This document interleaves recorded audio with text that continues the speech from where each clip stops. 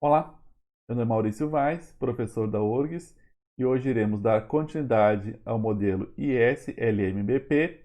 Falaremos sobre a questão da mobilidade perfeita de capitais e da mobilidade imperfeita de capitais.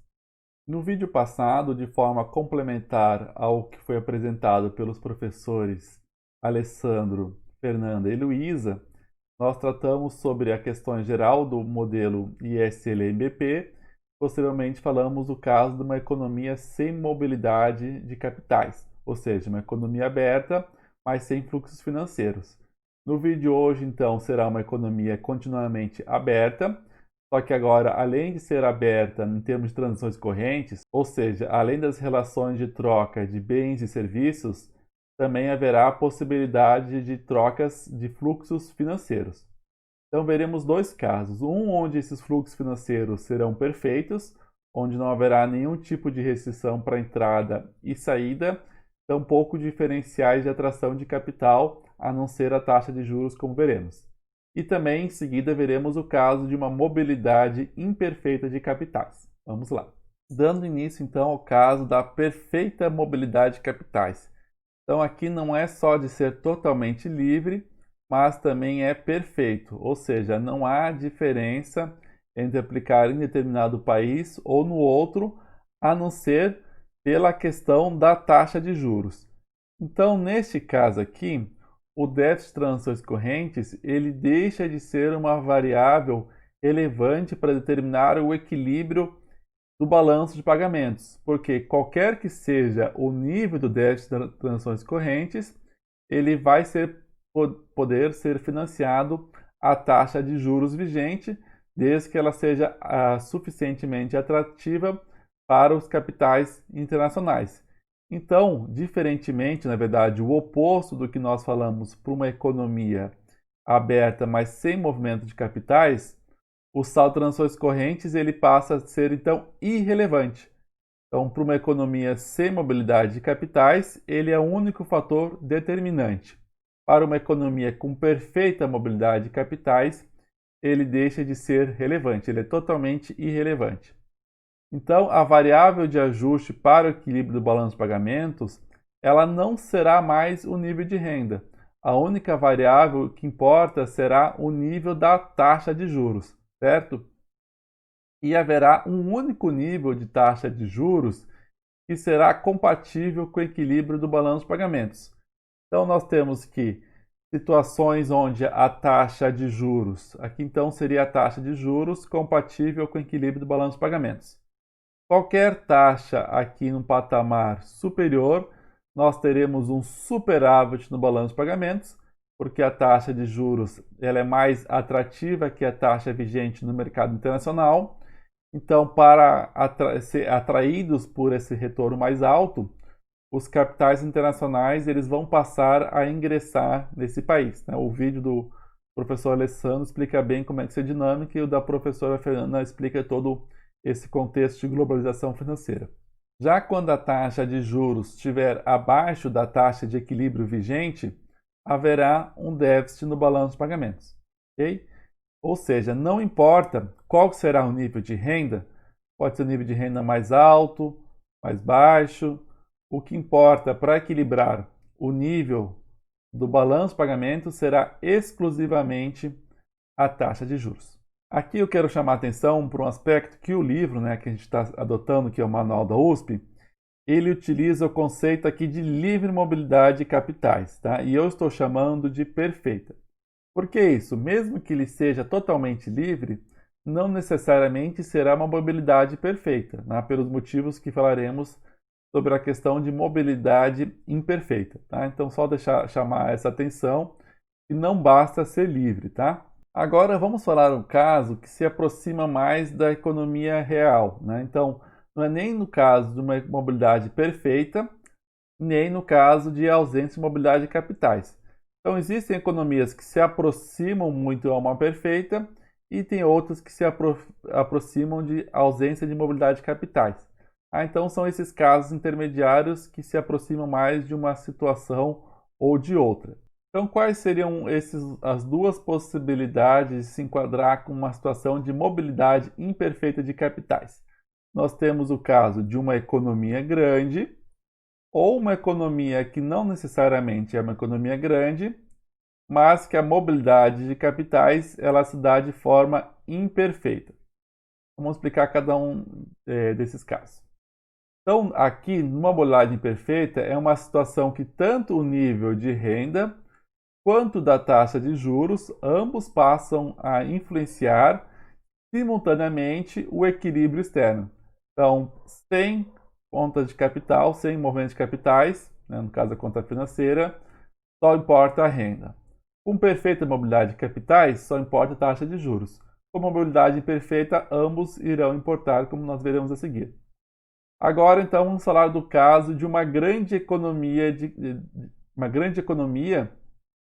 assim, grande a ponto de impactar na dinâmica geral do mercado global. Aqui nós temos que fazer algumas observações. Então é o seguinte: uma maior demanda de recursos dessa economia vai fazer com que haja, então assim, ela vai impactar na demanda global de recursos. Então, dado o nível de oferta, né, que de acordo com o modelo seria um nível de oferta que haveria uma restrição, se essa economia demandar mais recursos, ela tem um peso tão significativo na economia global que essa pressão de demanda fará com que haja uma pressão em termos de preço, né? Então, aqui, o que está por trás desse conceito seria basicamente essa relação, por isso que é uma síntese neoclássica, né? Então, é a síntese neoclássica da teoria keynesiana, não é propriamente teoria keynesiana e nem propriamente teoria neoclássica, é uma mistura de ambos, né? Mas o que está por trás desse conceito é a questão do mercado de recursos que vimos exatamente na teoria novo clássica. Então, nós tínhamos aqui a questão da taxa de juros, certo? Ou pode ser I, né? No caso, mas vamos falar, na teoria clássica eles chamam de taxa de juros real, a relevante, ok? E nós tínhamos no eixo horizontal o investimento e a poupança, certo? Que estão demandando esses recursos. Aqui não é exatamente o que nós estamos falando que é para investimento, mas a dinâmica que está por trás do modelo é essa demanda de recursos, então, que seria o equivalente a quem demanda investimento. Então, nós temos de um lado, né, a questão da oferta, que é a poupança. Quanto maior a taxa de juros, maior a poupança. E temos também a dinâmica da demanda do investimento, certo? Então, o que está acontecendo? Aqui, digamos que temos uma situação inicial. Se essa grande economia ela é tão grande a tal ponto que influencia o mercado como um todo, ao ela demandar mais recursos, não necessariamente investimento para o nosso modelo, mas vai demandar mais recursos, ela vai passar o quê? A influenciar a taxa de juros geral do mercado global de recursos, provocando uma elevação da taxa de juros.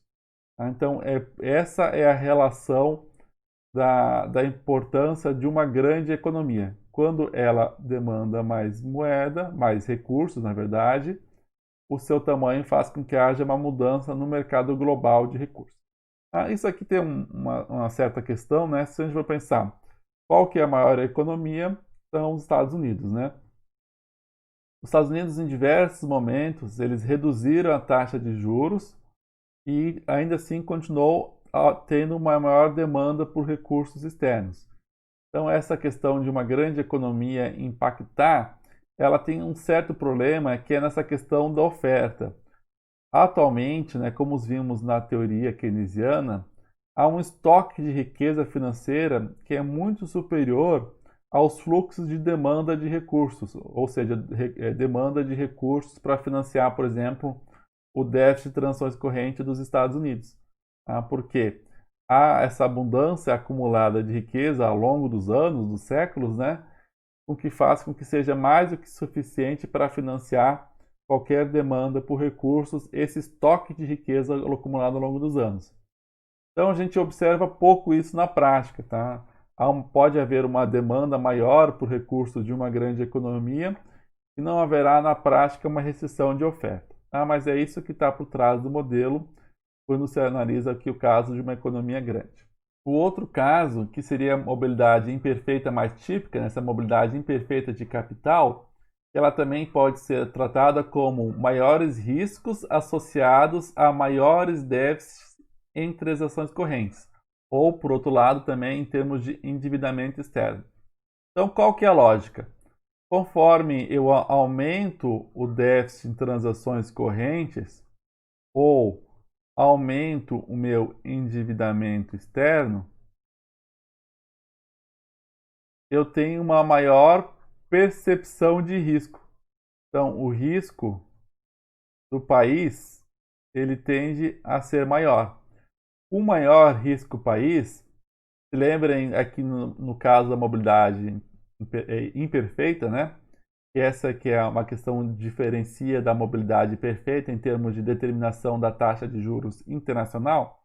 No caso da mobilidade perfeita, nós tínhamos a relação, né, que a taxa de juros ela tem que ser igual à taxa de juros internacional mais a expectativa de variação da taxa de câmbio.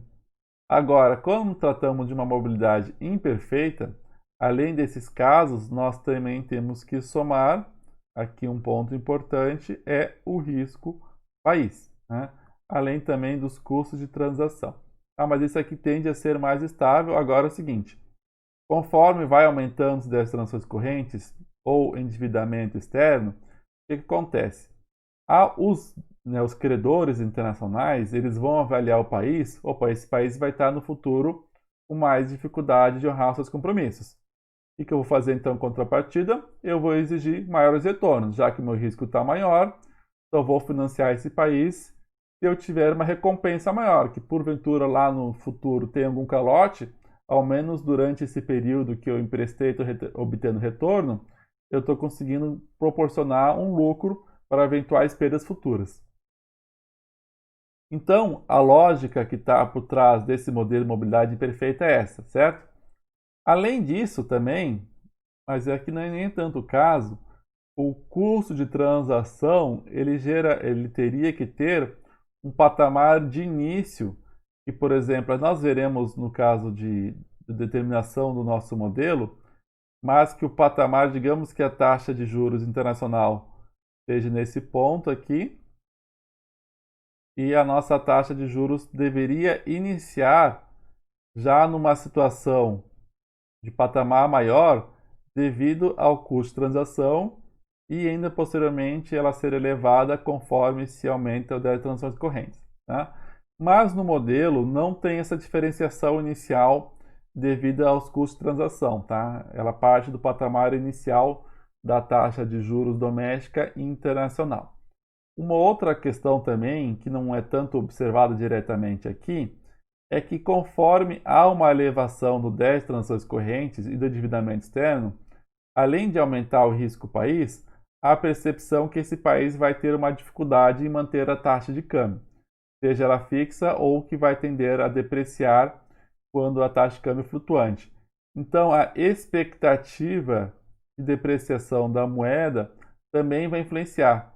Então, quando aumenta o risco do país, há uma tendência de haver uma piora na expectativa do comportamento da moeda, fazendo com que a taxa de juros tenha que subir não só diretamente pelo risco do país, mas também por essa questão da expectativa internacional. Então, aqui nós temos a situação de uma economia com mobilidade imperfeita de capitais. Então, nós temos uma situação em que, quando estamos à esquerda e acima do balanço de pagamentos, nós temos uma situação de superávit. Por quê?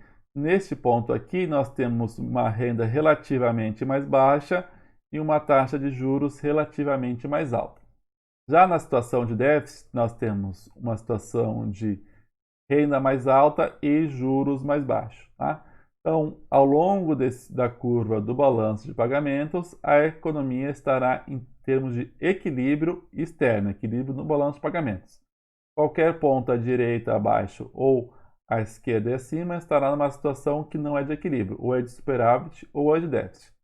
A consequência posterior de ajuste, como veremos no próximo vídeo, dependerá da dinâmica de ajuste após uma política monetária ou uma política fiscal. Tá? Então a gente vai ver qual que vai ser a dinâmica de ajuste e essa política monetária ou fiscal, o resultado final dependerá também de qual tipo de taxa de câmbio que iremos tratar. Agora nós podemos perguntar quais são as causas da inclinação. Então nós temos uma relação de taxa de juros e nível de renda, e conforme a renda vai aumentando, eu vou tendo déficit em transações correntes. Então, lembram aquela aula que a professora Luísa mostrou, certo? Em que nós tínhamos um dado nível de exportações aqui e nós tínhamos as nossas importações que iam aumentando em relação ao nível de renda. Então, quanto maior o nível de renda, maior será as minhas exportações. Então, conforme eu vou tendo déficit de transações correntes, eu vou precisar atrair mais capital para financiar esse meu déficit. Tá? Quando nós tínhamos uma economia sem mobilidade de capital, não tinha muito o que fazer. Eu tinha que fazer o quê? Atuar deslocando as minhas exportações, por exemplo, através de uma taxa de câmbio mais depreciada para conseguir achar um novo equilíbrio, certo? Bom, mas aqui é uma possibilidade, né, que pode acontecer ainda também, a depender do nível da taxa de câmbio, se ela é uma taxa de câmbio fixa ou flutuante. Só que além desse movimento de ajuste via taxa de câmbio, também pode haver esse ajuste, e esse é o primeiro ajuste que nós falaremos, que é o ajuste via mercado de capitais, né, via conta financeira. Bom, então a pergunta é, conforme o nível de renda, eu vou tendo um aumento de transações correntes e eu faço o ajuste via elevação da taxa de juros para atrair o capital. Tá? Essa é a lógica que está por trás do modelo.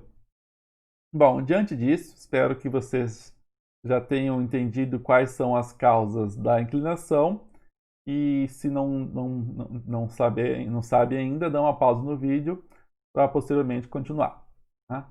Então, a primeira causa que nós podemos pensar. Bom, elevou minha renda, elevou meu déficit externo. Qual que é o ajuste? Como que se dá o ajuste? O ajuste se dá via taxa de juros.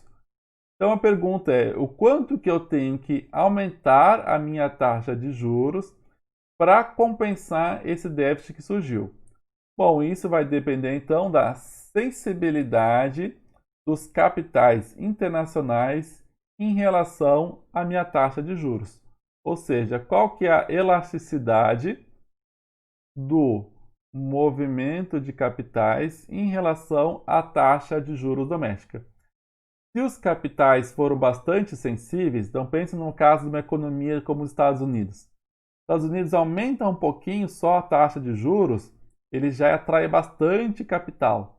Então pegamos essa situação aqui, ó. Então nós temos, não é perfeita, mas é próxima de uma mobilidade de capitais perfeita, é próxima de uma horizontal.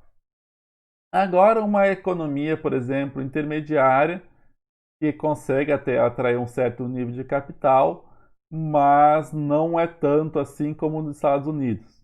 Tá? Então a gente pode pensar em alguns países que eles têm uma situação de desenvolvimento já relativamente melhor, mas ainda é uma moeda periférica em termos de importância no sistema financeiro global. Podemos pensar, por exemplo, no caso atual da Coreia do Sul, né? Então, ela não é considerada como uma moeda central, por exemplo, como é o iene ou como é o euro, portanto, ela tem que pagar um prêmio de juros maior. Só que como ela já está com um histórico recente de maior estabilidade, costuma ter situações melhores em termos de transações correntes, o prêmio de risco é um pouco menor, então a inclinação dela será intermediária. Aí nós podemos pensar o caso como uma economia que ela tem mais dificuldade de se financiar, historicamente a situação dela externa é pior. Podemos pensar o caso aqui, por exemplo, da Argentina, que o prêmio de risco seria maior, né? Então a Argentina tem um problema que a economia é fortemente dolarizada então o risco dela de conseguir se financiar externamente é sempre maior. Tá? Então temos três situações aqui relacionadas à elasticidade do movimento de capitais em relação à taxa de juros. Ok? No caso do Brasil seria um nível intermediário, né? Lógico, depender do risco do país, né? Atualmente não é a situação pior, já tivemos situações bem piores, né? Também não é a melhor. Nós estamos numa situação relativamente intermediária, mas nada se compara com o que era com 99 ou 2002, que o risco do país era em torno de 2.000 pontos, né? Então nós tínhamos que ter uma taxa de juros de 20% acima da taxa internacional. Hoje em dia ela está em torno de 3, 4%, né? Acima da taxa de juros internacional, já chegou a situação menos de 2%. Enfim, a situação nossa atual é muito melhor do que era em 99 e 2002. Já não é tão boa quanto era antes de 2008, mas ainda assim não é uma situação relativamente mais confortável, principalmente se comparar com a Argentina ou outro país que tem maior endividamento externo na própria moeda. Ok? Bom, essa é a primeira questão, tá? Então, eu fiz essa inclinação do balanço de pagamentos aqui dessas economias só pensando nesse segundo aspecto. Mas também tem um outro segundo aspecto que está relacionado, bom, então aqui, a minha economia, ela teve 10 transações correntes e eu tive que financiar. Quanto que eu preciso aumentar para atrair mais capital? Esse é o primeiro aspecto. Agora tem o segundo aspecto, né? A segunda pergunta é, conforme eu aumento o nível de renda, o quanto que isso levará a 10 transações correntes? Bom, aí vocês já sabem, né, que tem uma relação com a questão da importação, portanto, está relacionado com a propensão marginal a importar. Então, quanto maior for a propensão marginal a importar, maior tende a ser também a inclinação do balanço de pagamentos, porque o país ele passa a ser rapidamente deficitário conforme aumenta o nível de renda. Ok? Só que esse primeiro ele tende a ser o mais relevante, tá? Por isso que eu destaco aqui como forma primeira, porque pensa bem, os Estados Unidos, por exemplo, é um país com uma relativamente alta propensão marginal a importar. Só que ele é um país que a elasticidade do movimento de capitais em relação à taxa de juros é muito alta. Então a BP ela será menos inclinada, por exemplo, que o Brasil, cuja propensão marginal a importar é menor do que os Estados Unidos, mas a elasticidade também é menor. Aí, no caso da BP, ela vai prevalecer esse primeiro aspecto, tá? Esse aqui é o mais importante. Só que isso aqui também não deixa de ser relevante, também é um aspecto importante, ok? Então, aqui nós continuamos no manual da USP, especificamente aqui no capítulo 6, aqui relembrando, né, também que todas as figuras que nós utilizamos nas apresentações, elas foram retiradas dessa obra. Assim nós concluímos as questões mais gerais do nosso modelo ISLMBP. Então tratamos de uma economia sem mobilidade de capitais, com mobilidade imperfeita de capitais e mobilidade perfeita de capitais. No próximo vídeo daremos início à determinação do nível de renda, da taxa de juros e também relacionando com a questão do balanço de pagamentos. Ou seja, nós faremos a relação de determinação de equilíbrio simultâneo no mercado de ativos, no mercado de bens e serviços e no mercado de externo. No próximo vídeo, falaremos de uma economia sem mobilidade de capitais, trataremos tanto o caso da taxa de câmbio fixo quanto a flutuante, e no vídeo posterior falaremos do caso de uma economia com perfeita mobilidade de capitais, também chamamos de modelo Muddle Flame, que é o caso específico do modelo ISLMBP, para uma perfeita mobilidade de capitais, e depois teremos mais 2 vídeos falando sobre o caso de uma mobilidade imperfeita de capitais. Obrigado por ter assistido até aqui, até o próximo vídeo.